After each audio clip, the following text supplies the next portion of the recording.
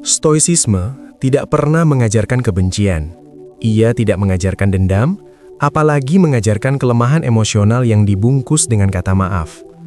Apa yang sebenarnya diajarkan oleh para Stoik adalah sebuah kehormatan diri. Banyak orang salah kaprah. Mereka mengira memaafkan segala hal akan menjadikan mereka orang suci. Padahal, para filsuf Stoik sangat tegas. Memaafkan tanpa kebijaksanaan adalah pengkhianatan terhadap diri sendiri. Ada tindakan yang menunjukkan karakter seseorang dengan begitu terang, hingga memaafkannya hanya akan mengundang penderitaan di masa depan. Dalam video ini, kita akan membahas 4 tanda bahaya dalam hubungan, red flags, yang tidak akan pernah diabaikan oleh seorang pria Stoik. Bukan karena marah, tapi karena kejernihan berpikir. Sebab, pria terkuat bukanlah mereka yang kejam, melainkan mereka yang mampu mengambil keputusan. Pertama, pengkhianatan kepercayaan yang dilakukan dengan sadar. Kepercayaan bukanlah sekadar perasaan, ia adalah sebuah kontrak tak tertulis.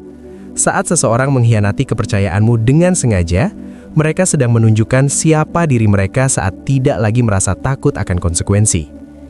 Marcus Aurelius pernah berpesan, manusia bertindak sesuai karakternya, bukan sesuai ekspektasimu. Kesalahan karena ketidaktahuan bisa dimaafkan. Namun, pengkhianatan yang dilakukan dengan kesadaran penuh bukanlah kecelakaan. Itu adalah pilihan. Seorang Stoik paham betul, jika seseorang bisa mengkhianatimu sekali tanpa penyesalan, mereka sudah melatih diri untuk melakukannya lagi. Memaafkan di sini tidak akan menyembuhkan hubungan. Itu hanya akan mengajari si pengkhianat bahwa batasanmu bisa ditarik ulur. Ingatlah kebijaksanaan Stoik ini. Amati polanya, bukan kata maafnya. Kedua, ketidaksopanan yang terus berulang meski batasan telah ditetapkan. Setiap orang bisa sesekali hilaf. Namun, rasa tidak hormat yang dilakukan berkali-kali bukanlah sebuah ketidaksengajaan. Saat kamu telah menyatakan batasanmu dengan jelas, namun ia tetap melanggarnya, ia tidak sedang bingung. Ia sedang menguji sejauh mana kamu bisa dipermainkan. Epictetus mengajarkan bahwa kita mengajari orang lain cara memperlakukan kita lewat apa yang kita izinkan. Saat kamu memaafkan rasa tidak hormat yang berulang, kamu sedang mengumumkan secara halus bahwa martabatmu bisa dinegosiasikan. Seorang pria Stoik tidak akan berdebat tanpa akhir. Ia tidak akan mengemis untuk dihargai. Ia akan menarik kehadirannya karena kehadirannya adalah sebuah nilai. Dan saat rasa hormat hilang, cinta pun akan segera menyusul pergi. Ketiga, manipulasi emosional dan adu domba pikiran. Manipulasi adalah salah satu bentuk pengkhianatan yang paling berbahaya karena ia menyerang kewarasan, bukan fisik. Gaslighting, membuatmu merasa bersalah, hukuman lewat aksi diam, atau ancaman emosional, itu semua bukanlah tanda cinta. Itu adalah upaya untuk memegang kendali. Seneca memperingatkan bahwa mereka yang mencari kekuasaan atas emosi orang lain sebenarnya adalah budak dari rasa tidak aman mereka sendiri.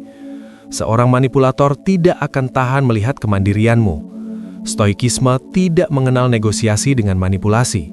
Mereka mengenali polanya sejak dini, lalu menarik diri. Mengapa?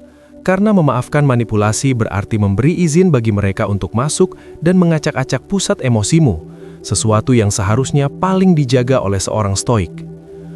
Terakhir, dan yang paling serius, pengkhianatan terhadap nilai-nilai inti hidupmu.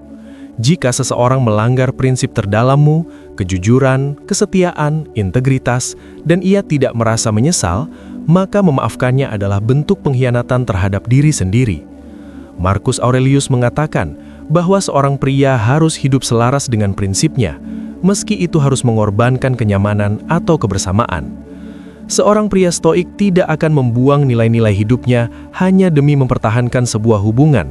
Ia paham bahwa kedamaian tanpa integritas bukanlah kedamaian sejati.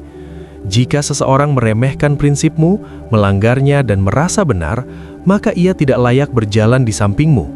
Memaafkan di sini tidak akan mengembalikan keharmonisan, ia justru menghancurkan harga dirimu. Inilah perbedaan krusial dalam Stoikisme. Kamu bisa memaafkan seseorang di dalam hati, agar pikiranmu bebas, namun tetap menutup pintu hidupmu bagi mereka.